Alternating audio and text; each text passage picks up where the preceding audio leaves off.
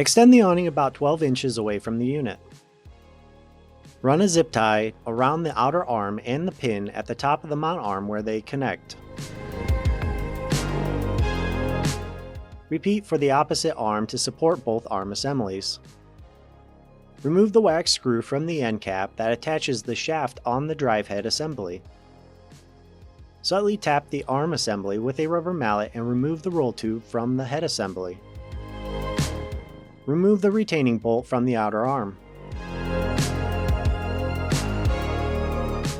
Pull the head assembly upward and disconnect the main power cable connector. Reconnect the main power cable connector to the new head assembly. Slide the new head assembly onto the outer arm. Secure the drive head assembly with the retaining bolt.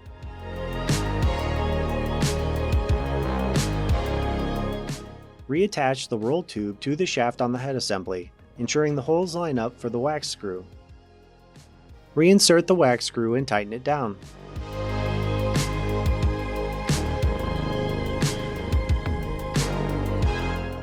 Then remove the zip ties from both arms.